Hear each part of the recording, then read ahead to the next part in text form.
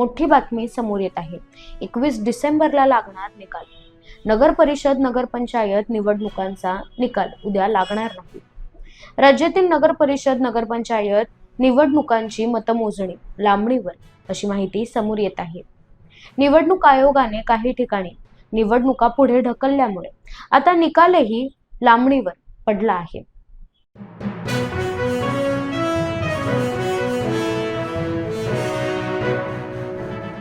महाराष्ट्रातील नगर परिषद नगरपंचायत निवडणुकीसाठी मतदान प्रक्रिया सुरू। आज 2 डिसेंबर रोजी महाराष्ट्रातील नगर परिषद नगरपंचायत निवडणुकीसाठी मतदान पार पडत आहे। या निमित्ताने मतदारांमध्ये मोठा उत्साह पाहायला मिळत आहे। तर विविध जिल्ह्यात मतदानाच्या टक्केवारीची माहिती समोर आली आहे।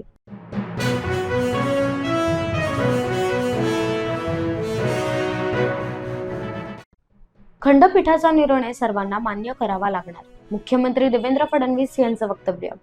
मतमोजणी पुढे ढकलल्यावर मुख्यमंत्री देवेंद्र फडणवीसांची प्रतिक्रिया समोर येत आहे। मतमोजणी पुढे ढकलणे योग्य नाही, मात्र खंडपीठाचा निर्णय सर्वांना मान्य करावा लागणार। निवडणूक आयोगाने प्रक्रियेत सुधारणा करावी। मुख्यमंत्री देवेंद्र फडणवीस यांचं वक्तव्य।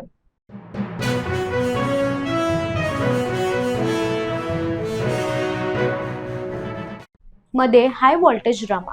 निवडणुकीच्या मध्यरात्री पैशाने भरलेली गाडी पकडली। निलेश राणेंची पुन्हा धडक कारवाई। मालवण तापलं। नमस्कार, मी निलेश राणे बोलतोय। आज आता रात्रीचे 1:19 झालेली आहेत। मी मालवण पोलीस स्टेशनला आहे। इतक्या रात्री इकडे येण्याचं कारण म्हणजे आतमध्ये 2 आरोपी आहेत देवगडमधून। त्यांच्या गाडीमध्ये आता दीड काहीतरी लाख पकडला गेलाय। 1.5 लाख बरोबर ना रे? 1.5 लाख पकडला गेलाय। हे वाटून शिल्लक राहिलेले पैसे आहेत किंवा हे नेमके पैसे कसले आहेत हे अजूनपर्यंत कळायला मार्ग नाही। जेव्हा नाकाबंदीमध्ये हे पकडले गेले, भारतीय जनता पक्षाचा एक पदाधिकारी, त्याचं नाव बाबा परब, तो त्यांना सोडवण्यासाठी इकडे आला। पोलीस मांडवलीला तयार सुद्धा झाले आणि अजूनपर्यंत त्यांच्यावर कसली तक्रार नाही। आता मी आल्यानंतर कदाचित ते तक्रार घेतील असं दिसतंय। भयानक भाग म्हणजे माझ्याबरोबर या तुम्हाला दाखवतो, जो वाचवायला आला होता तो नेमका कोण होता आणि त्या कुठल्या गाडीतून आला होता।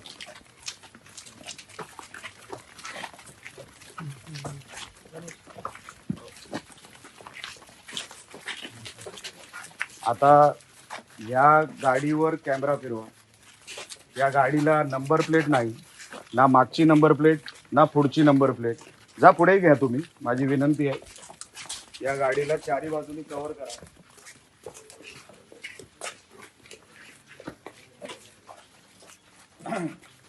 तुम्ही जर बघितलं असेल, जो आरोपींना सोडवायला आला होता तो ह्या गाडीतून आला।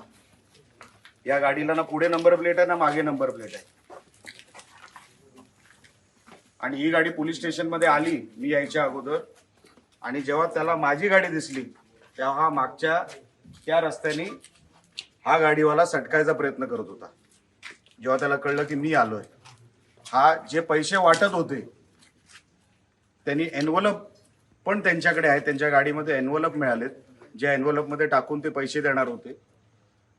आणि हा माणूस त्यांना वाचवायला आला। तुम्हाला आता ज्या गाडीमध्ये पैसे मिळाले ती गाडी दाखवतो।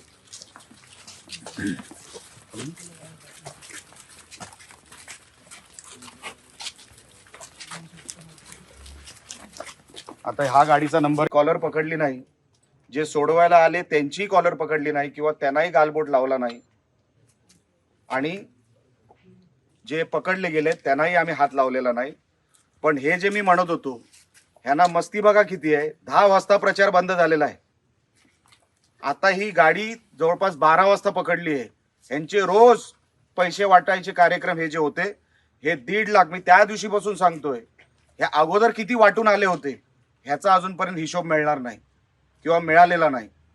आणि जे राहिलेले 1.5 लाख रुपये आहेत ते पोलीस स्टेशनमध्ये असे आले की आता आम्ही सुटणारच आहोत, आमच्यावर कसलीच कारवाई होणार नाही। हे जे काही प्रकार चालू आहेत आपल्या जिल्ह्यामध्ये हे कोणाच्या आशीर्वादाने चालू आहेत हे काय मला वेगळं सांगायची काही गरज नाही. पण हे जर आज मी या लोकांना मी पोलिसांना पण सांगितलंय आम्ही हलणार नाही. आम्हाला बघायचंय तुम्ही कसली केस आणि कुठल्या कलमांची केस लावता यांच्यावर. आणि तो जो गाडीवाला आहे ज्याच्या गाडीचा नंबर देखील नाहीये, जो अशीच कोरी गाडी घेऊन आलाय, आता ती स्मगलिंगची गाडी आहे किंवा कुठून बाहेरून आणलेली आहे, त्याच्यामध्ये कुठले कुठले धंदे होतात, ड्रग्सचे होतात किंवा दारूचे होतात आम्हाला माहित नाही. गाडीला नंबर नाही, गाडीची ओळख नाही. आम्ही कसं समजायचं उद्या या गाडीला नंबर आला की ही तीच गाडी आहे.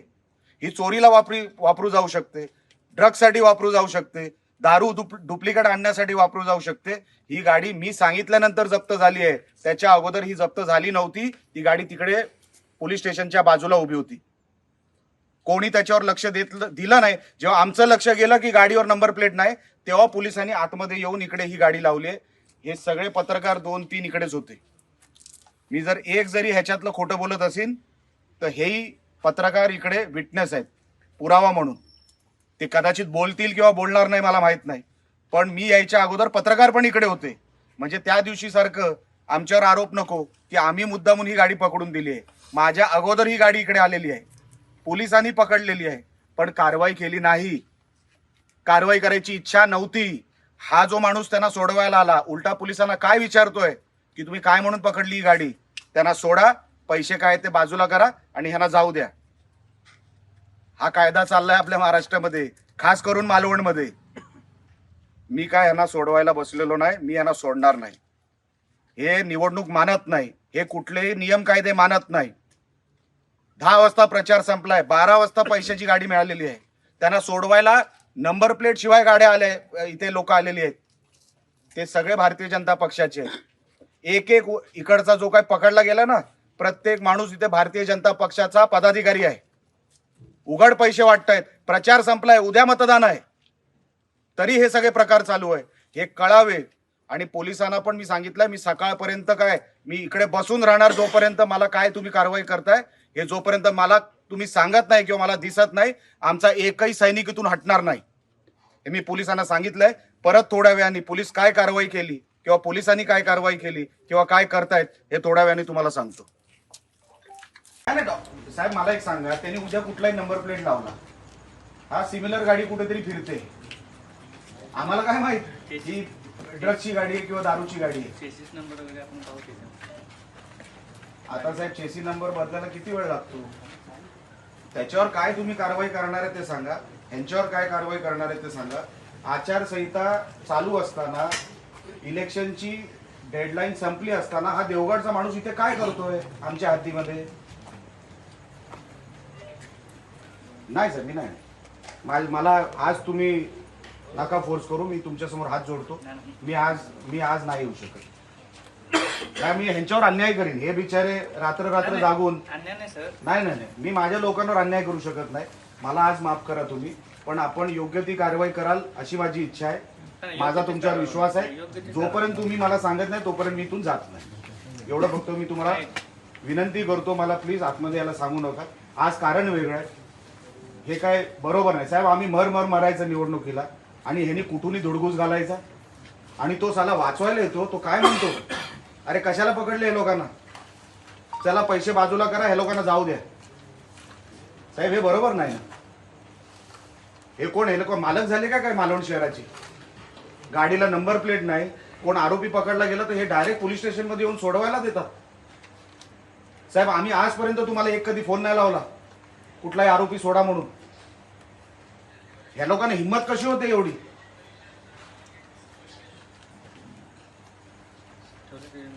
मी साहेब इकडे थांबू नये, आपण आपली प्रोसिजर पूर्ण करा. मी तोपर्यंत थांबलोय. तुम्ही काय म्हणून चोरीची केस टाकली माझ्यावर? त्यांची तक्रार म्हणजे तुम्ही उद्या ते सांगतील कुठे युपी मध्ये बलात्कार झाला, आमचा कुठला तरी इकडे कोकणाचा कुठला तरी मुलगा होता, तुम्ही इकडच्या आमच्या मुलावर केस टाकणार?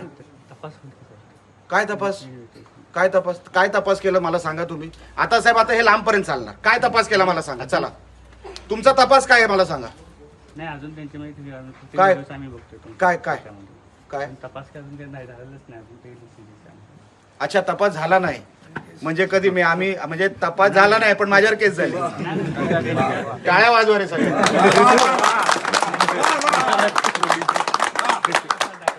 Very good. म्हणजे तपास झालेला नाही हे तुम्ही मान्य करता आणि माझ्यावर केस टाकली. तक्रार झाल्यानंतर आपण तपास करतो ना साहेब. काय म्हणताय तुम्ही? तक्रार झाल्यानंतर तपास करता पण FIR माझ्यावर अगोदर झाले. गुन्हे दाखल माझ्यावर अगोदर करता. माझं जगताप साहेब आपल्याला एवढंच म्हणणं आहे, मी रिस्पेक्ट ठेवून बोलतो आपल्याशी. आपण कृपया करून मला कारवाई काय आपण करताय, हे साले हरामी हे कधी सुधारणार नाहीत हा. हे कधी सुद्धा ही कीड आहे. ह्यांच्यावर जोपर्यंत तुम्ही कडक कारवाई करत नाही, मला कसं माझ्यावर 4 कलम टाकता तुम्ही. मी 50 मिनिटं नव्हतो त्या घरात. आता तुम्ही काय करणार आहेत ह्यांच्यावर मला सांगा. फ्लाइंग स्क्वॉडनं तर जप्त केलेलीच आहे. फ्लाइंग स्क्वॉडनी ती अमाऊंट पण जप्त केली होती. त्याचं काय झालं? ते तुमच्या परिणामी रिप्लाय देतो. अच्छा, ते तुम्ही नाही देऊ शकत. मग त्याच्यासाठी मी थांबणार. ते आरो आणि मग बोलून घ्या तुम्ही साहेब. आरोकडे तुम्ही डायव्हर्ट करू नका. त्यांच्याकडे काय अधिकार नाही. तुम्ही FIR माझ्यावर केलेली आहे. ह्यांच्यावर तुम्ही कारवाई करणार आहात. काय करणार आहात हे मला तुम्ही सांगा. माझ्यावर निवडणूक आयोगाने तक्रार नाही केली आहे. तुम्ही माझ्यावर FIR केली आहे. नाही करणार. तुम्ही म्हणजे पोलीस डिपार्टमेंट साहेब. तुम्ही म्हणजे वैयक्तिक. मी तुमच्याकडे म्हणतोय म्हणजे तुम्ही नाही. ते नाही म्हणतो. तुम्ही डिपार्टमेंटनी माझ्यावर केली. बस तुम्ही नाही, डिपार्टमेंटनी केली. समोरच्याने तक्रार दिली म्हणतो ना आम्ही दाखल. मग आमची तक्रार घ्याल. असं आहे. आमची तक्रार घ्याल. आता जे आहे ते फाईन मला सांगा काय ते. नाहीतर पोलिसांवर पण तुम्हाला तक्रार घ्यावी लागेल. आमच्याकडे तर हे आहे, व्हिज्युअल एव्हिडन्स आहे की काय 2 आरोपी बोलतात आपसात आणि कसे पोलीस त्याला हसत रिप्लाय देत आहेत. पण मी त्याच्यावर जाणार नाही साहेब. मला फक्त ह्या चौघांवर तुम्ही काय कारवाई करताय तेवढं सांगा. नाहीतर एक ह्याच्यातलं उद्या परत जात धर्म काढेल की मी ह्या जातीचा होतो म्हणून माझ्यावर हे लोक तुटून पडले. ठीक आहे. गाडीचं सुरक्षित जा सर्च काय एनवलप वगैरे सगळे मिळतील तुम्हाला. Please thank you.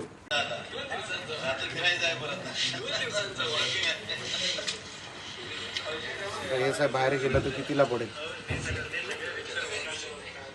ठीक आहे. पाटील मॅडम होते त्यांना लिहून द्यायला सांगा.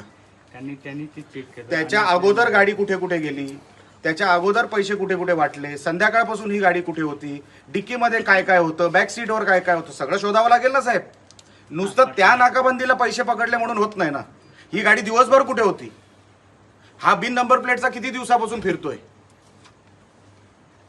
हे सगळे साहेब विषय तुम्ही मला लिहून द्या की मी अमुक अमुक आपलं पद मी जबाबदारी घेतो.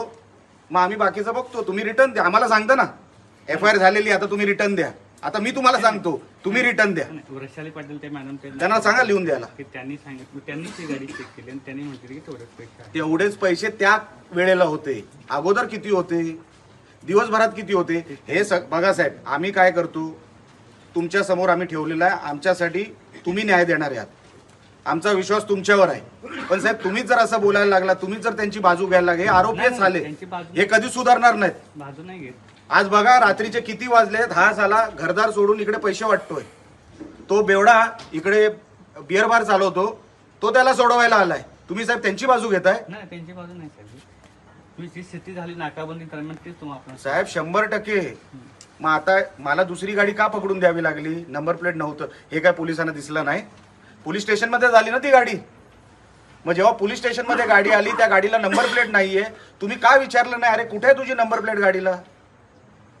साहेब हा जर आम्ही केला असता ना विषय, आमच्यावर कारवाई केली असती की नाही. तुम्ही सोडा, RTOने केली असती. तेच म्हटलं त्या गाडीवरती कारवाई होणार. गाडीवरती कारवाई तुम्ही काय करताय ना साहेब. कारवाई होणार मला माहिती आहे. तुम्ही माझ्यावर जी केस टाकली आबरू नुकसानीची, चोरीची, एक मिनिट सार्वजनिक ठिकाणी शांतता भंग केली. मी घरात होतो, तुम्ही सार्वजनिक ठिकाण केलं. ते तुम्ही माझ्यावर 4 कलम लावली साहेब. माझी काही चूक नव्हती. मी एका चोराला पकडून दिलं होतं तुम्हाला. तुम्ही माझ्यावर 4 FIR मध्ये 4 कलम टाकली. माझी काही चूक नसताना पूर्ण व्हिडिओ चालू होता तेव्हा तुम्ही माझ्यावर हे सगळे हे कलम टाकलेले आहेत. साहेब मला तुमच्याकडून न्यायाची अपेक्षा आहे. तोपर्यंत मी हलणार नाही इथून. गाडीची तुम्ही हे करा. तुम्ही माझ्यावर, मी फक्त विनंती करून जगता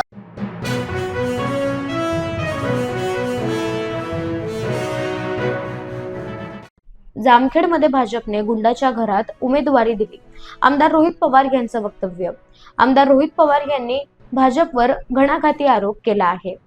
जामखेडमध्ये भाजपने गुंडाच्या घरात उमेदवारी दिली असा थेट आरोप करत जामखेडमध्ये दहशतीचं वातावरण, आमदार रोहित पवार यांचं वक्तव्य.